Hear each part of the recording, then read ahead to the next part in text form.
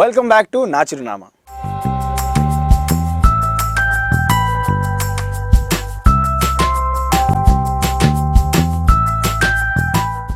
Okay sir, ఒక point of టైంలో వీరయ్య గారు లేకుంటే సినిమా లేదు అనే టైంలో వచ్చింది. అంటే మీకోసం వెయిట్ చేసిన రోజులు కూడా వచ్చాయి. ఆ ఫ్లో నుంచి సడన్ గా బ్రేక్ డౌన్ దేనివల్ల అని? అంటే ఇప్పుడు నాకు హెల్త్ బాగాలేకపోవడం ఒకటి. ఓకే. ఇంకో విషయం ఏంటంటే నేను చెన్నైకి వెళ్ళేటప్పుడు ఫ్లవర్ షాప్లో పనిచేస్తానని చెప్పాను చూడండి, మేనేజర్గా పనిచేశాను. అంటే సైడ్లో ఒక పని నాకు కావాలి. అంటే అక్కడి నుంచి కూడా వచ్చిన తర్వాత సైడ్ అంటే ఒకటి ఉండాలని చెప్పేసి పబ్లిక్ టెలిఫోన్ గవర్నమెంట్ నుంచి నాకు ఇచ్చారు. అప్పుడు ఇప్పుడు వచ్చిన తర్వాత చెన్నై పబ్లిక్ టెలిఫోన్ ఫేమస్ అంటే సినిమా అని కాబట్టి దాంతో జీవితం నడిపిస్తూ అప్పుడప్పుడు మళ్ళీ ఏదో ఒక చేయలేము కాబట్టి పెద్దలు నాకు చాలా మంది సహాయం చేస్తున్నారు. ఇప్పుడు జగదాంబ థియేటర్ ఓనర్ ఉన్నారు, ఆయన నెలకు 500 రూపాయలు చొప్పున పంపిస్తున్నారు మనీ ఆర్డర్. అయితే జరిగినప్పుడు నా భార్య చనిపోయింది, ఈ విషయం ఆయనకు చెప్పాను. సరే 2 పాపలు ఉన్నారు, ఇంత అన్నం తింటాడు కాబట్టి పెడతారు అని చెప్పేసి అది క్యాన్సిల్ అవుద్ది అనుకున్నాను. ఆ 500ని 1000 రూపాయలు చేశారు. మళ్ళీ తర్వాత మన పోయిన సంవత్సరం నుంచి 2000 చేశారు. ఈ విధంగా ఆయన సహకారం వస్తుంది. పబ్లిక్ టెలిఫోన్ నుంచి ఇది బతికాను. ఇప్పుడు అది మెట్రో లైన్ వస్తుంది కాబట్టి దాన్ని తీసేశారు.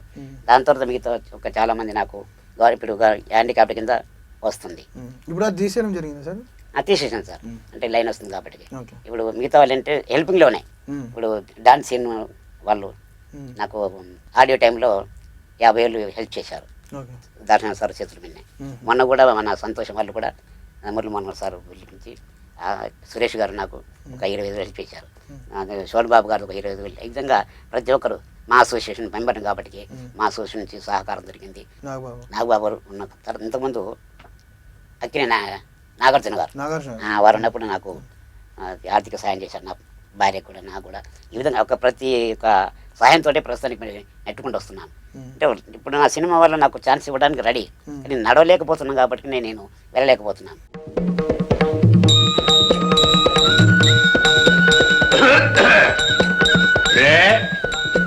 అమ్మి ఆడ ఆపడదేరా? ఆపడతా గురు, ఆపడుతుంది.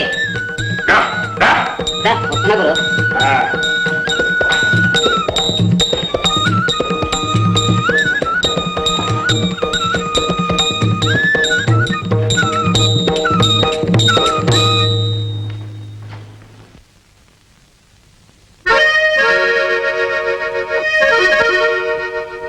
ఎవడా నువ్వు? నీ తాతగారిలా మా దర్జాగా కూర్చున్నావు. లే నిన్నే వినపడటం లేదు?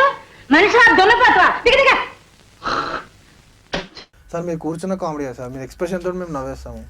మాకు కానీ మీరు చేయండి తప్పకుండా సార్. ఇప్పుడు సరే వేరే కనిపించట్లేదు అని చెప్పి మీరు అనుకోలే. ఇప్పుడు పిలిపించి నా పాపను నన్ను మీరు ఇంటర్వ్యూ చేస్తున్నారంటే మీకు మనసులో వచ్చినందుకే నాకు చాలా గ్రేట్. అది మామూలు విషయం కాదు. పర్టికులర్ ఏముంది, పెద్ద పెద్ద హీరోలు హీరోయిన్లని ఆర్టిస్టులని పెద్ద ధనికుల్ని పెద్ద ఏదో సాధించిన క్రీడాకారులను వాళ్ళందరినీ ఇంటర్వ్యూ చేస్తుంటారు. కానీ పొట్టివేరు కూడా ఇంటర్వ్యూ చేయాలి, పొట్టివేరు కూడా ఒక ఇది ఉందని మీరు పిలిచారంటే దానికే ఈ సార్ 500 సినిమాలు అన్ని అందరితో మీరు వర్క్ చేశారు, మిమ్మల్ని గుర్తుండకపోతే ఎట్లా సార్? ఒకటి సార్, ఒకప్పుడు ఏంటంటే జయమాలిని ఉంటే వేరే ఉండాలి, సిల్క్ స్మిత్ అంటే వేరే ఉండాలి, రాజనగర్ అంటే వేరే ఉండాలి, రాజనగర్ అంటే వేరే ఉండాలి, ఒక అనురాధ గారు అంటే వేరే ఉండాలి. అంటే ఏంటి కాంబినేషన్?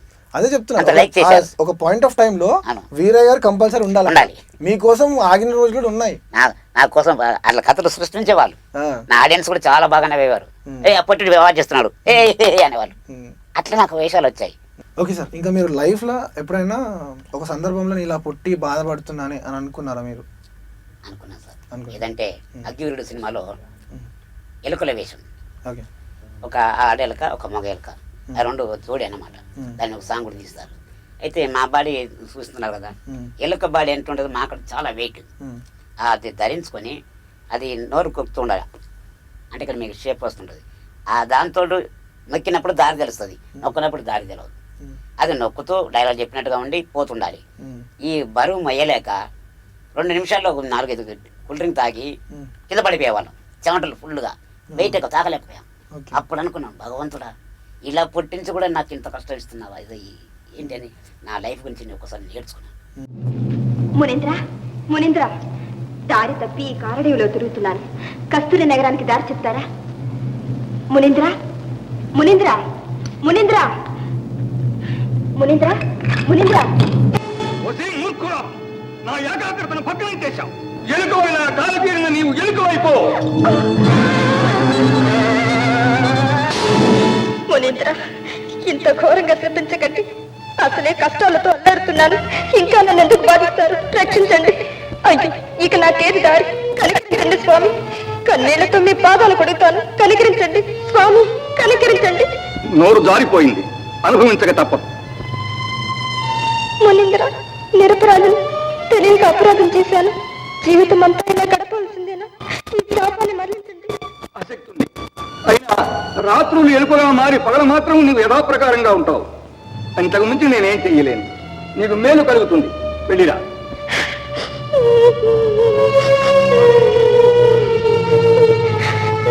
అంటే మనుషులు ఎవరైనా హేళన చేశారు సార్ మిమ్మల్ని? మంచి ఏంటి అనేది సగని వాళ్ళు.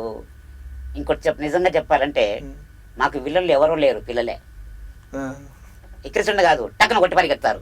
ఆ, మేము పరిగెత్తలేం, ఏం అనలేం. ఆ, వాడు ఏమన్నా కూడా మేము నవ్వుకుంటూ యాక్ట్ చేస్తూ పోవాల్సింది తప్ప చాలా ఒక బస్సు ఎక్కలేము.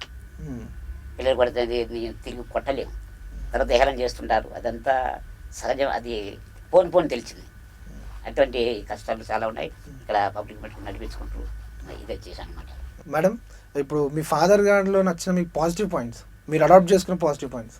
డాడీలో నచ్చింది ఏంటంటే ప్రతి ఒక్కరితో చాలా బాగా మాట్లాడతారు. ఏం పెద్ద చిన్న అనేది ఏ తేడా అసలు ఏం లేదు. ఎవరితోనైనా చాలా బాగా మాట్లాడతారు. చాలా ఓపిక ఎక్కువ. చాలా నేర్చుకున్నాను నేను డాడీ దగ్గర. ఇంకా డాడీని చూసి చాలా మంది నేర్చుకోవాలి. స్పెషల్గా మగవాళ్ళు నేర్చుకోవాలి. ఎందుకు తెలుసా? ఈయన ఇలా పుట్టి 2 కూతుర్ల పెళ్లి చేశాడు, వాళ్ళ లైఫ్ సెటిల్ చేశాడు. కానీ ఇప్పట్లో ఏ మగోడు చేయట్లేదు అనుకుంటున్నా నేను. ఈ టుడే జనరేషన్ లో హ్యాండిల్ చేయలేరు మేడం, అంత హ్యాండిల్ చేయలేదు. కానీ మా daddy hats off. Really hats off. మీతోటి మాట్లాడినందుకు చాలా అదృష్టంగా భావిస్తున్నాను సార్ వీరయ్య గారు. అండ్ మా స్టూడియోకి వచ్చినందుకు చాలా ధన్యవాదాలు. Thank you sir. మేము కూడా చాలా చాలా థ్యాంక్స్ మమ్మల్ని పిలిచినందుకు.